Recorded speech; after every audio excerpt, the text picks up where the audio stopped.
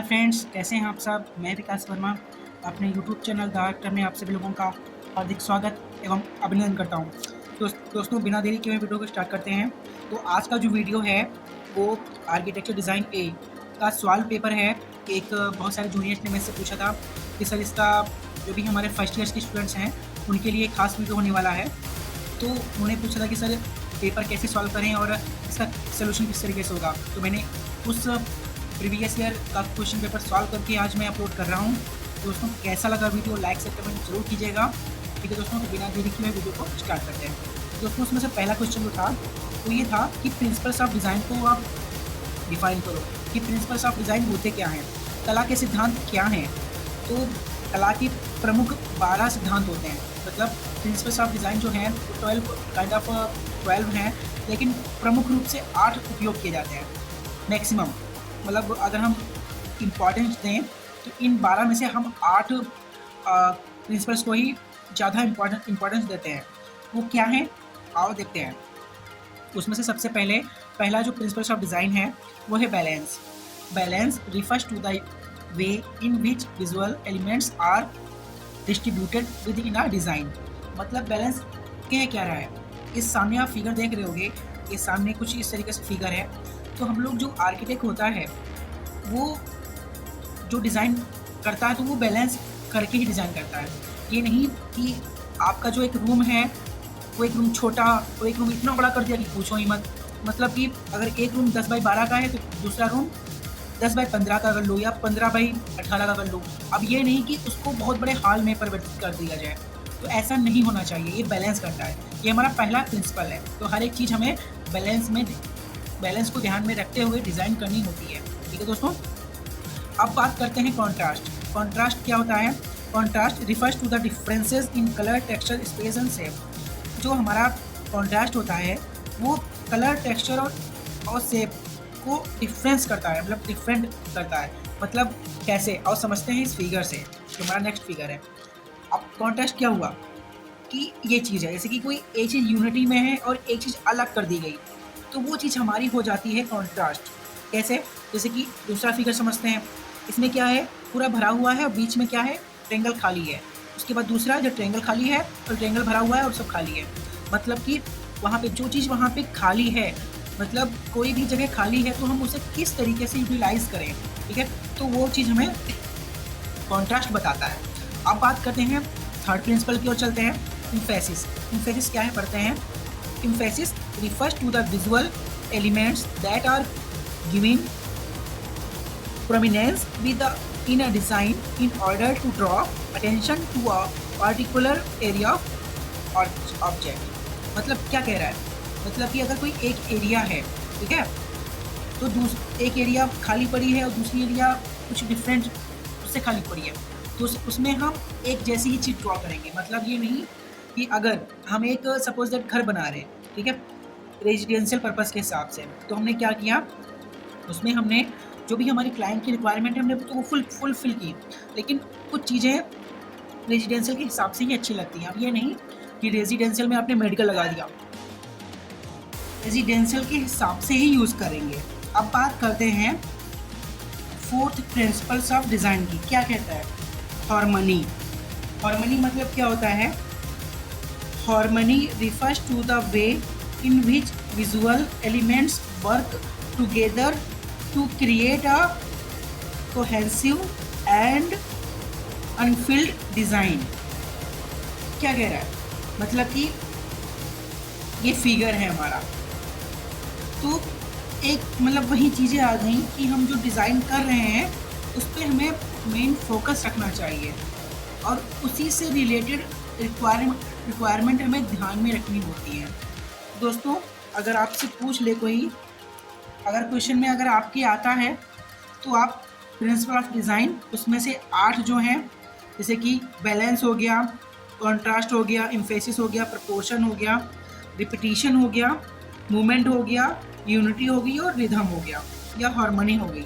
ठीक है, तो 8 चीज़ें बना के आओगे और जो मैंने फिगर बना के रखे हैं यही आप फिगर वहाँ पे बना दोगे तो आपको अच्छे खासे मार्क मिल जाएंगे। ठीक है, तो हार्मनी हमने पढ़ लिया।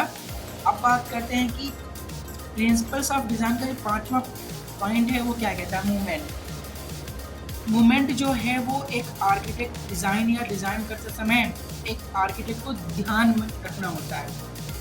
ठीक है, मूवमेंट का मतलब कि सर्कुलेशन अच्छा होना चाहिए। अगर हम किसी रूम में, एक रूम से दूसरे रूम में या रूम से बाहर एंट्री कर रहे हैं या फिर एग्ज़िट कर रहे हैं तो आसानी से एंट्री एग्ज़िट कर लें। अब ये नहीं कि अगर हम एंट्री कर रहे हैं तो बीच में ही टेबल पड़ी है, बीच में ही सोफ़ा पड़े हैं, मूवमेंट एकदम ज़ीरो है। तो देखो इसमें क्या बोलता है, movement refers to the way in which the eye is guided through a design, either through the use of visual elements such as lines or through the placement of object within a design। यही चीज़ कह रहा है कि हम design ऐसा करें ताकि movement उसमें आसानी से हो, कोई दिक्कत हमें ना हो। ठीक है, अब बात करते हैं दोस्तों प्रपोर्शन की। प्रपोर्शन हमें ध्यान में रखना होता है कि अब देखो प्रपोर्शन क्या बोलता है, जो हमारा 6 प्रिंसिपल्स ऑफ डिज़ाइन है। Proportion refers to the relationship between the size of different element within a design and how those sizes relate to each other and to the overall design। क्या कह रहा है कि अगर हम एक बेड डिज़ाइन कर रहे हैं, जैसे बेड है, तो एक बेड की जो लेंथ होनी चाहिए 7.5 से 6 से 7.5 फीट होनी चाहिए। ये हम लोगों की स्टैंडर्ड हाइट है, मतलब लेंथ होती है एक बेड की। अब ये नहीं कि एक छोटे बच्चे के लिए आपने डिज़ाइन बेड की तो वो भी इक्वल मतलब 7.5 फीट कर दी, और वही चीज़ आपने एक बड़े इंसान के लिए की तो वो भी आपने 7.5 फीट कर दी। ऐसा नहीं, एक छोटे बच्चे के लिए बेड की साइज़ अलग होगी और एक लंबे इंसान के लिए बेड की साइज़ अलग होगी। अब तो इस तरीके से समझते हैं, ये फिगर है। अब अगर एक छोटा बच्चा है, अगर डी है छोटा बच्चा, तो उसके लिए छोटे बेड का ही हम लोग डिज़ाइन करेंगे।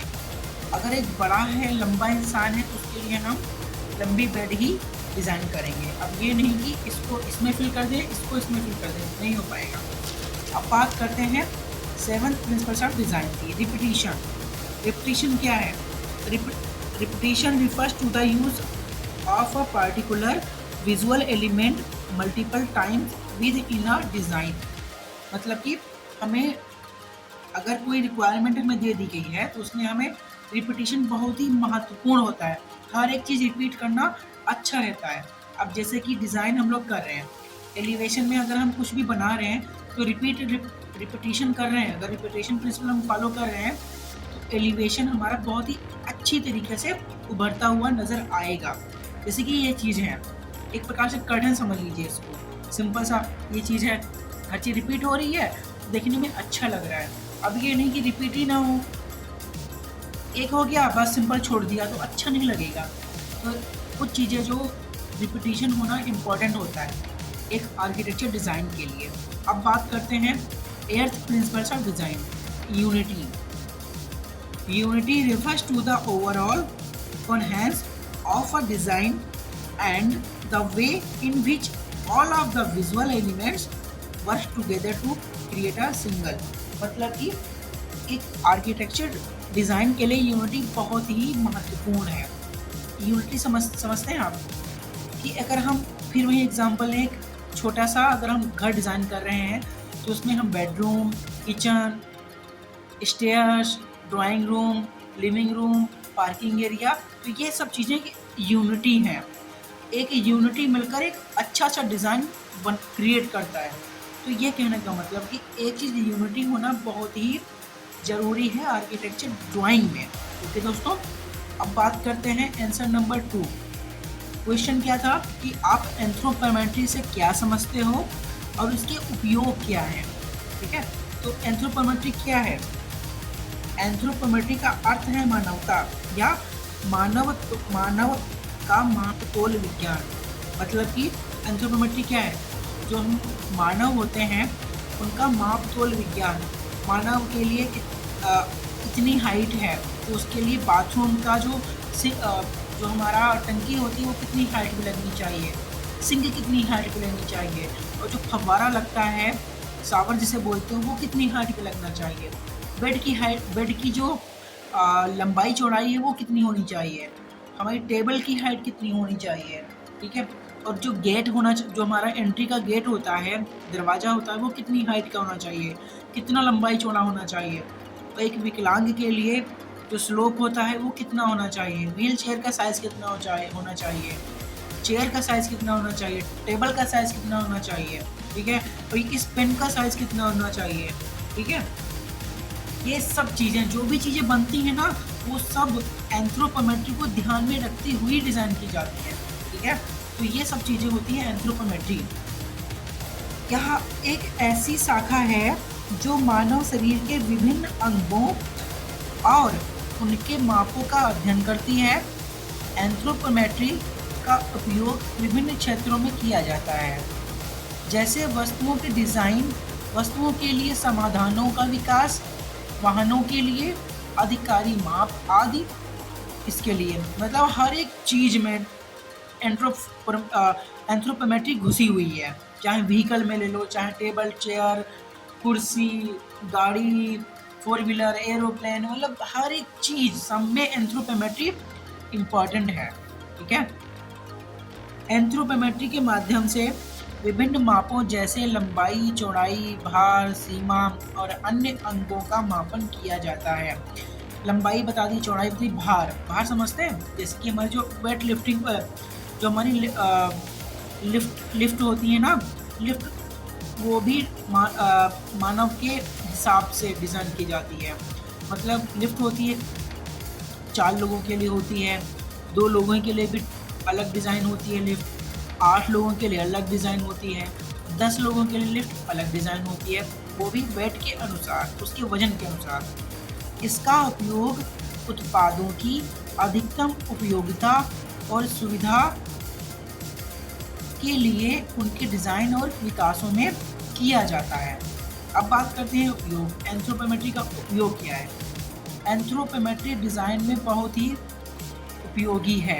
यह उन शारीरिक मापदंडों का अध्ययन करती है जो व्यक्ति के शरीर के विभिन्न हिस्सों की माप तथा स्थिति का विश्लेषण करने में मदद करते हैं।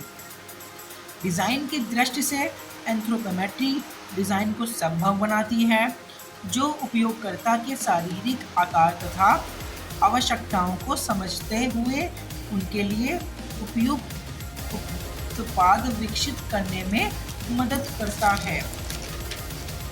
इसके अलावा एंथ्रोपोमेट्री के अनुसार उत्पादों का आकार, स्थान तथा उपयोग में सुधार कर सकते हैं, जो उनकी सुविधा बढ़ाता है।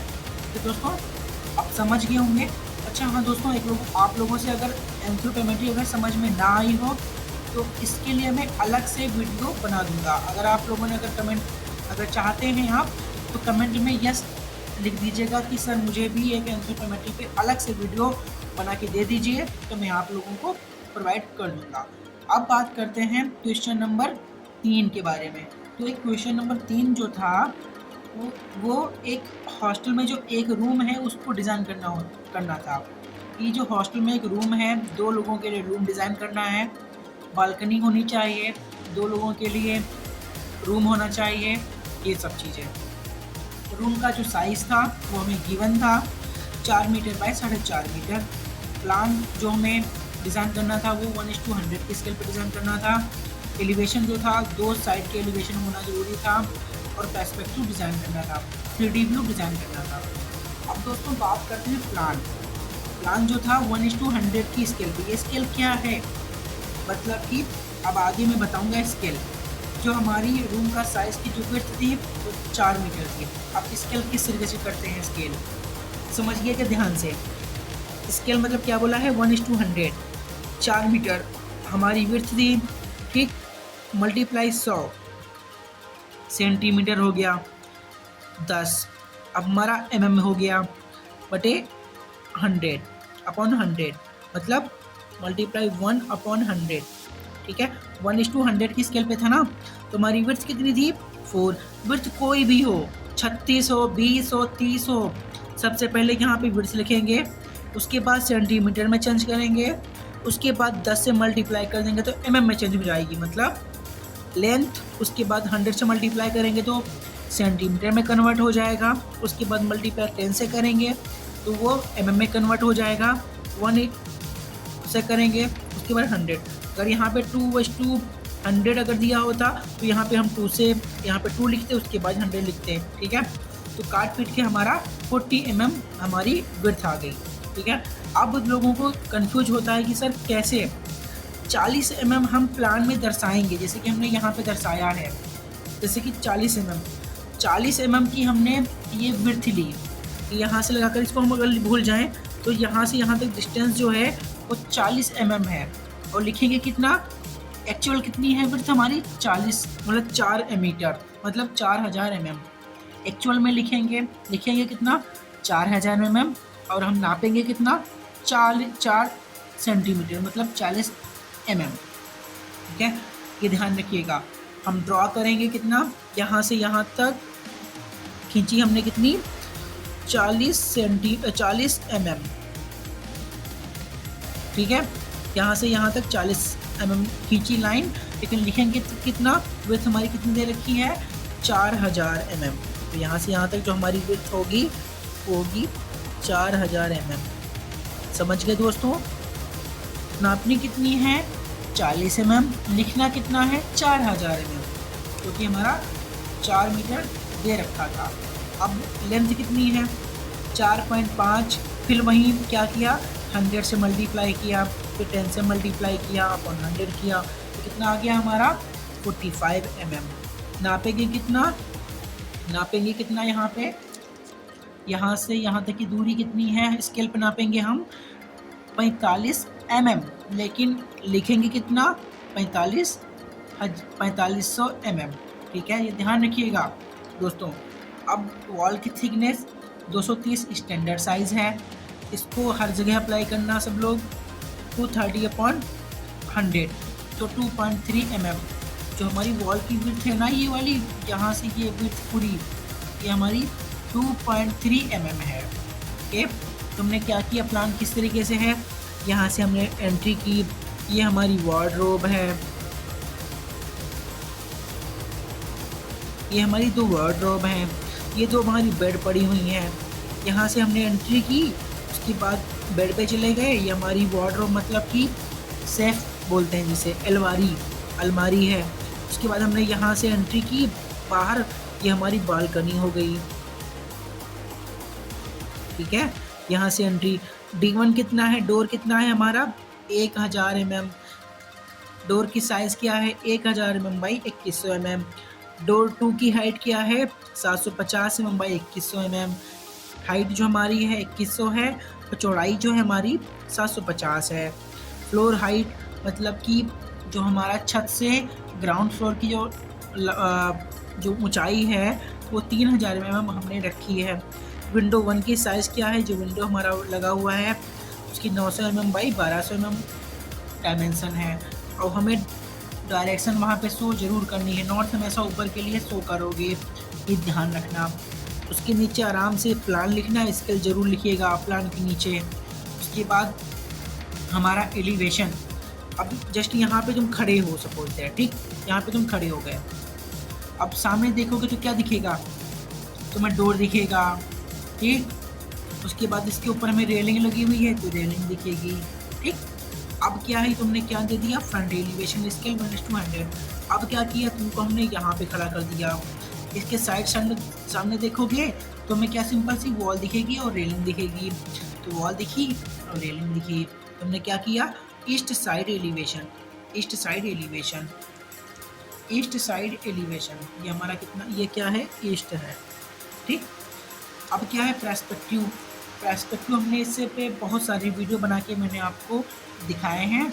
अगर नहीं समझ में आ रहा कि पर्सपेक्टिव 3D किस तरीके से बनता है, कमेंट कर दीजिएगा तो मैं आपको वो भी सिखा दूंगा, ठीक है। तो ये हमारा 3D व्यू है, सामने से दरवाज़ा है, रेलिंग दिख रही है, जो दीवार है, वो क्या हमारा 3D व्यू, ठीक है दोस्तों। तो ये सोल्यूशन था। जो भी हमारे फर्स्ट ईयर के स्टूडेंट हैं, फर्स्ट सेमेस्टर या सेकंड सेमेस्टर के स्टूडेंट हैं, वो ज़रूर उनको समझ में आया होगा, नहीं समझ में आया है तो बता दीजिएगा, मैं उस पर अलग से वीडियो बना के आपको बता दूँगा। ठीक है दोस्तों, तो कैसा लगा वीडियो, लाइक शेयर कमेंट ज़रूर कीजिएगा और अपने दोस्तों को ये लिंक वगैरह सेंड कर दीजिएगा। यूट्यूब जो चैनल है शेयर कीजिएगा ताकि जितने भी हमारे दोस्त हैं उनकी हेल्प हो सके। ठीक है दोस्तों, तो मिलते हैं नए वीडियो के साथ, तब तक के लिए जय हिंद दोस्तों।